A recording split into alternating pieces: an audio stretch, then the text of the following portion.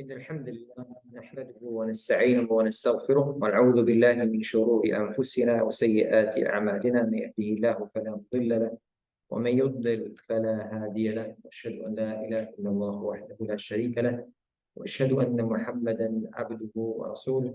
اللهم صل وسلم وبارك على نبينا محمد وعلى آله وصحبه وسلم تسليما كثيرا يا رب العالمين. We thank Allah subhanahu wa ta'ala and praise Him Azza wa Jal for His blessings. We ask Allah Azza wa Jal to grant us the blessing of this night and to grant us His pleasure in dunya and hereafter. Allahumma ameen ya rabbil alameen. We meet again as every Saturday, talking and discussing and learning about the greatest people walked on the face of the earth after the prophets and messengers. And there is no one else other than the Sahabah of Rasulullah sallallahu alayhi wa sallam, the heroes, the companions of the Prophet Muhammad sallallahu alayhi wa sallam, that we need to study their lives and their stories, their character, because these people, radiallahu ta'ala anhum wa ardahum, Allah was pleased with them and they were pleased with Him. They opened and conquered the hearts of the people before while going to their places, because they were the means for the Islam to enter the hearts of these people. Because of their moral character and their deeds and their belief in Allah subhanahu wa ta'ala, they lived in the golden ages of Islam in the beginning, and they gave us the best example how Islam should be, and they practice that. Nowadays, you see our kids, especially here in America or anywhere in the world, they look up, and when they hear all those names, especially in sports, celebrities and things, and they're excited. And if you tell them you're gonna meet this guy or that guy, let's say what they call it basketball here, LeBron James. I think that's what a lot of you think they know. So you have to meet him. Oh, that's amazing. And they're subhanAllah. So what about if we meet? Obviously, we cannot meet them because they're dead. May Allah have mercy on them. But to know their history and to know their biographies and to know their life, shouldn't be more excited than that? Obviously. Allah subhanahu wa ta'ala says, مِنَ الْمُؤْمِنِينَ رِجَالٌ صَدَقُوا مَا عَاهَدُوا اللَّهَ عَلَيْهِ فَمِنْهُمْ مَنْ قَضَى عَهْدَهُ فَمِنْهُمْ مَنْ قَضَى نَحْبَهُ وَمِنْهُمْ مَنْ يَنْتَظِرُ وَمَا بَدَّلُوا تَبْدِيلًا. Among the believers are some who they were truthful and they fulfilled what they promised Allah subhanahu wa ta'ala. Among them, they are that they fulfilled their mission. They passed away. وَمِنْهُمْ مَنْ يَنْتَظِرُ. And others, they are waiting to fulfill their mission and pass away from this world life. وَمَا بَدَّلُوا تَبْدِيلًا. They never changed any single thing, any thought, anything from their deen and from their religion. This is the people of the Allah Ta'ala and the Sahaba of the Prophet that Allah chose to be His companions. That these were, and those were the Sahaba radiallahu ta'ala. Allah was pleased with them and they were pleased with Him subhanahu wa ta'ala. Tonight we're going to talk and we'll discuss the story, the biography of another great Sahaba. Are you excited to know who he is? He is no one else other than Abdullah ibn Masood radiallahu ta'ala. هذا الجبل, this mountain. Al-Imam al-Habr, the Imam. Faqih al-Ummah, one of the greatest or most knowledgeable of the Ummah. Faqih. Abu Abdurrahman al-Hudali al-Makki al-Muhajiri al-Badri. What is his kunya? Abu Abdurrahman. His name, Abdullah ibn Masood, Abu Abdurrahman, the father of Abdurrahman. Al-Hudali, from the tribe of Hudayl. Al-Makki, from Mecca. Al-Muhajiri, the immigrant, because he immigrated from Mecca to Medina. Al-Badri, because he's from the participants of the battle of the Badr. And as we know, those who participate in the battle of Badr, they have a special status in Islam. كان رجلا نحيفا. He was a very skinny guy, skinny person. Subhanallah. شديد الأدنى, very dark skin, dark complexion. وكان لطيفا فطنا. He was very soft and very smart, sharp. man, radiallahu ta'ala. And he was known by the son of Abd, by his mother, the son of the mother of Abd. Abd is his name, Abdullah. So this is how he was known, the Ibn Abd, the son of the mother of the Abd and Abdullah. We're going to talk about his virtues and some of his stances and mawaqif and stories. Among his virtues, number one is that he is from the first people to accept Islam. Imagine in that time where there is no people except the Prophet and couple, and he was among those. He was among the 6 people, the first to accept Islam. He says, لقد رأيتني سادس ستة ما على الأرض مسلم غيرنا. You would have seen me that I am one of the 6 people that there is nobody else on the face of the earth Muslim other than us. That was the beginning. 6 people, and he's one of them. Radiallahu ta'ala.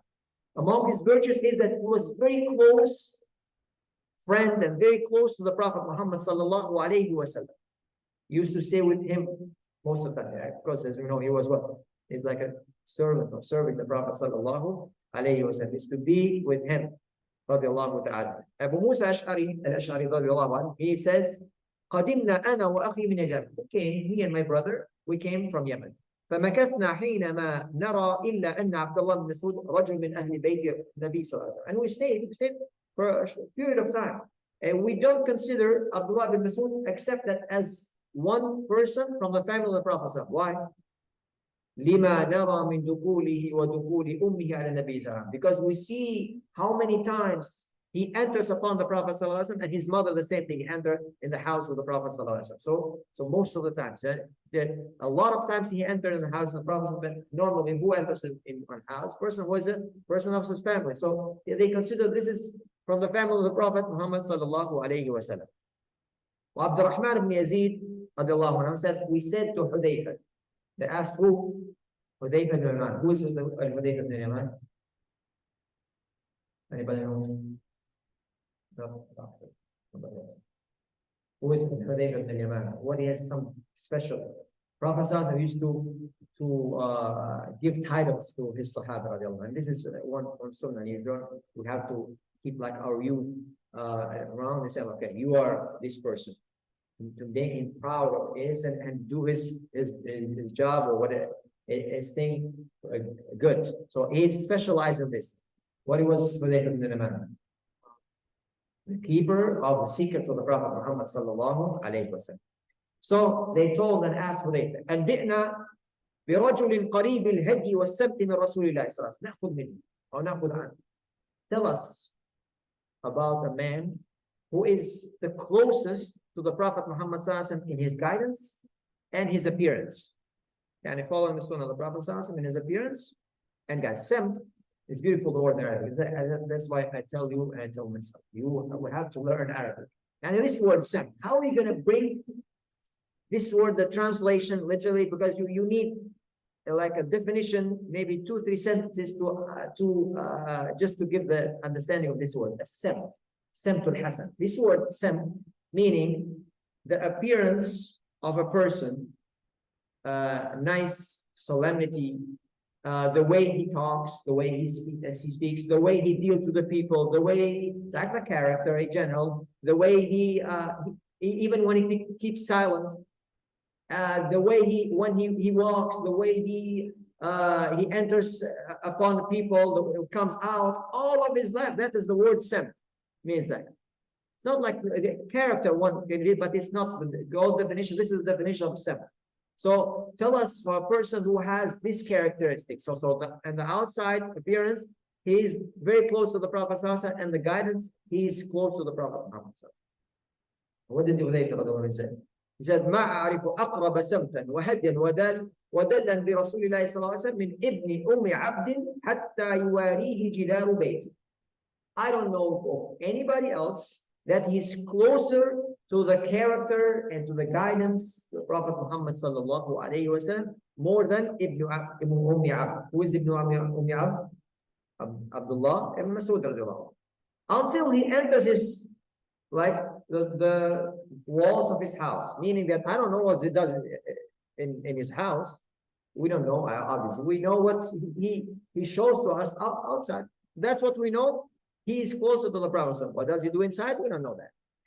ولقد علم المحفوظون من أصحاب رسول الله صلى الله عليه وسلم أن ابن أم عبد من أقربهم إلى الله ورسوله صلى الله عليه وسلم أو أقربهم إلى الله وسيلة. That and those who they from those who are preserved the ashab the Prophet sallallahu alaihi wasallam, that they know that Abdullah bin Masood or Ibn Umar is among the closest people, even to as wasila, as a means to Allah subhanahu, because he is ibadah and his taqwa and his following of the Prophet Muhammad sallallahu alaihi wasallam.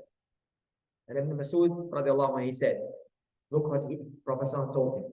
He said, قال لي رسول الله صلى الله عليه وسلم. Prophet Muhammad sallallahu alaihi wasallam, Messenger of Allah, told me, Ibn Masood, إذنك علي أي في الدخول علي أن يرفع الحجاب وأن تستمع سوادي أي سري حتى أنهاك.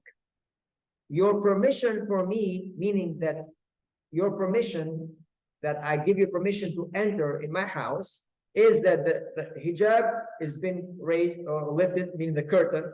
When the curtain is lifted and you hear my secret, and some narrations that my qira'ah, the recitation, yani the curtain is lifted of my house and you hear my recitation, this is your permission to enter upon me. You don't need other permission. As you come to the door of my house and the curtain is lifted, you can enter upon, and you hear my recitation or hear my sirri, hear about my secret. Some they say a recitation until I stop you. I say that no, you don't enter. If I say, obviously, but normally by default you're going to enter if you see these signs. You can enter anytime, meaning that this. يقول ابن مسعود, he said, قال لي رسول الله صلى الله عليه وسلم. One day, Allahu Akbar. Abdullah bin Masood, he said, Messenger of Allah sallallahu alaihi wasallam, he told me, and one day he said, اقرأ علي, recite to me. فقلت يا رسول الله أقرأ عليك وعليك أنزل. O Messenger of Allah, I will recite to you the Quran, and the Quran is revealed to you. SubhanAllah. The Quran is revealed to you. You want me to recite to you? What an honor. And he cannot believe that I'm going to recite to you. قال صلى الله عليه وسلم نعم إني أحب أن أسمعه من غيري صلى الله عليه وسلم. Yes, indeed, I love to hear the Quran to be recited from others than me. صلى الله عليه وسلم. فقرأت سورة النساء. I recited سورة النساء. 30 pages. حتى أتيت إلى هذه الآية, until I came to this ayah. فكيف إذا جئنا من كل أمة بشهيد وجئنا بك على هؤلاء شهيدا قال حسبك الآن فإذا عيناه تذرفان صلى الله عليه وسلم. So until I recited the ayah in Surah An-Nisa that Allah subhanahu wa ta'ala says فكيف إذا جئنا من كل أمة بشهيد.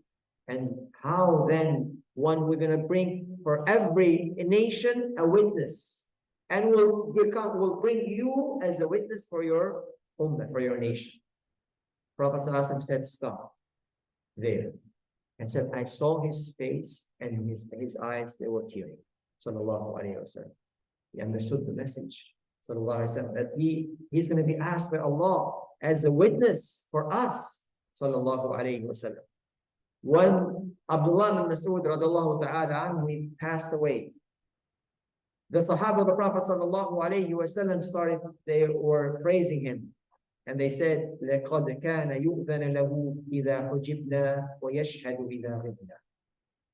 They said that he was given permission to him to enter upon the Prophet sallallahu alayhi wasallam anytime that was not given to us. We were prevented to enter, and he was given permission or to witness, to be a present when we were not present.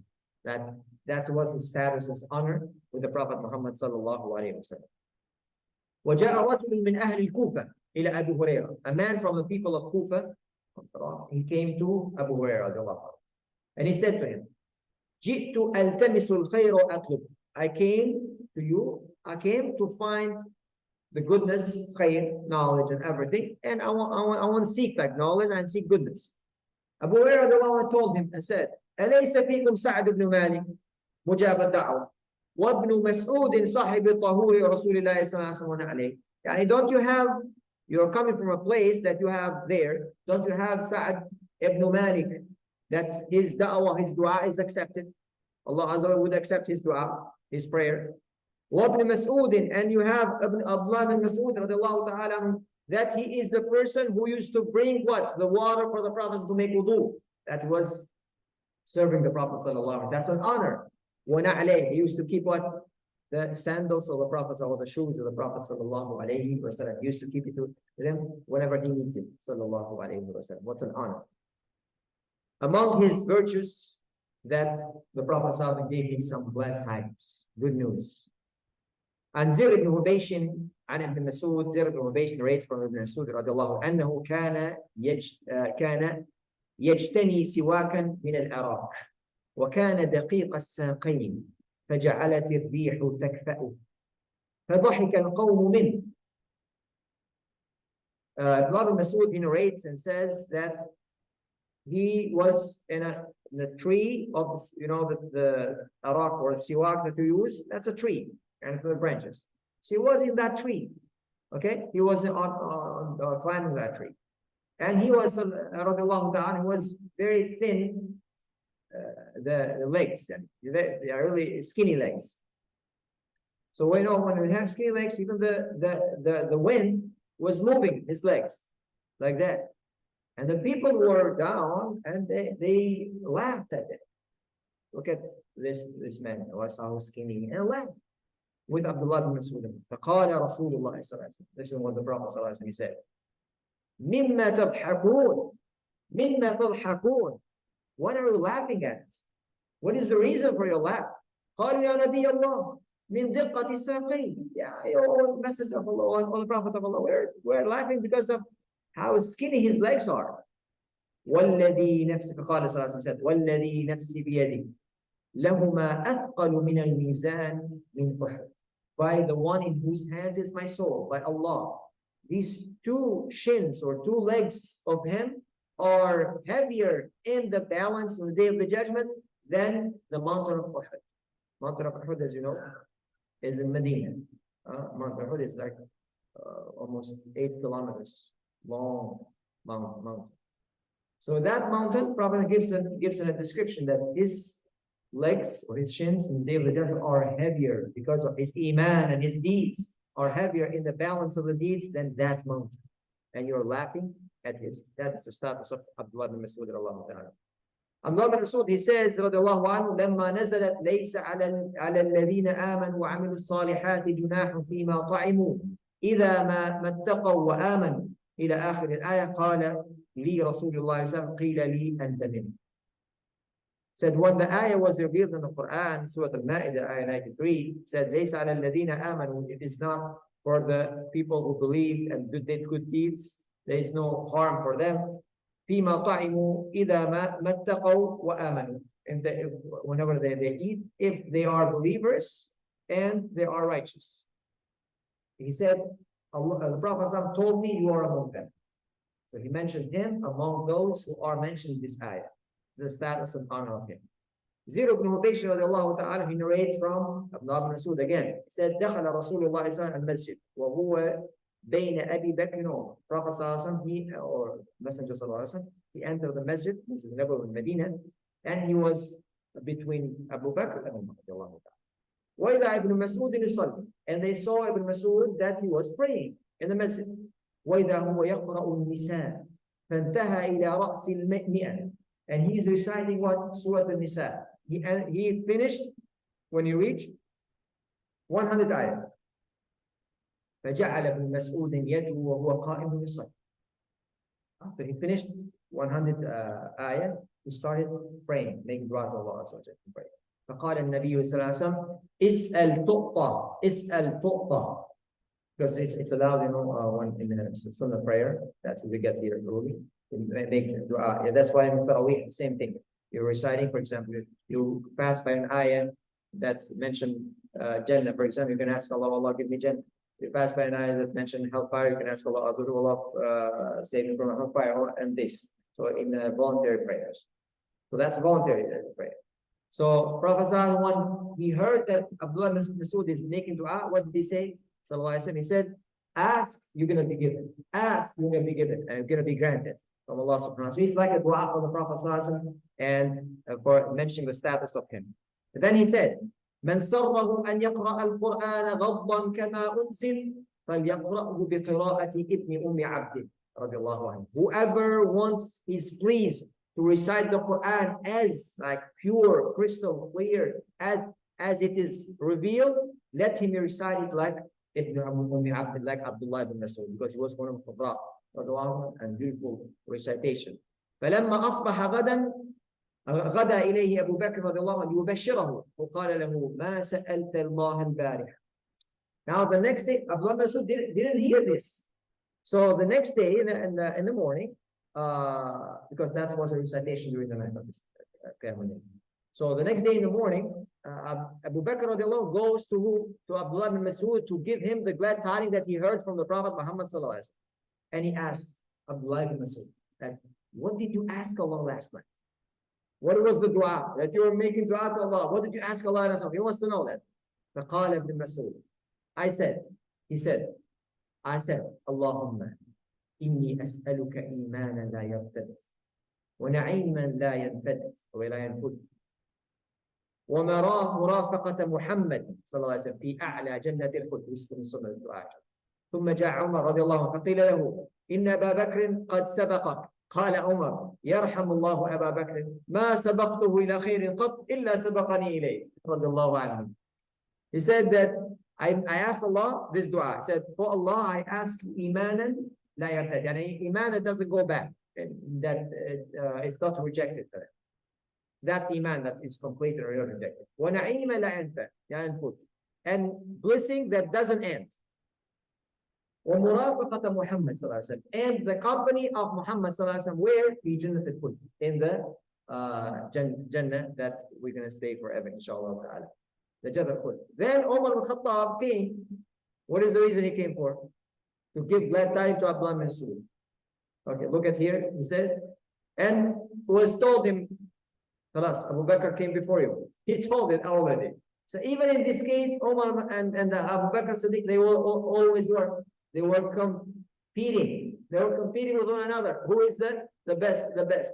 That's why Umar al-Khattab, what did he say? He said, may Allah have mercy on Abu Bakr. I never competed with him in any khair except that he was before me and ahead of me. In everything, as you know the story of the Prophet of Abu Bakr Siddiq and Umar, in every competition, anything that he used to compete, Abu Bakr was the first. Even that day when he gave half of his wealth, he found out that Abu Bakr Siddiq gave all.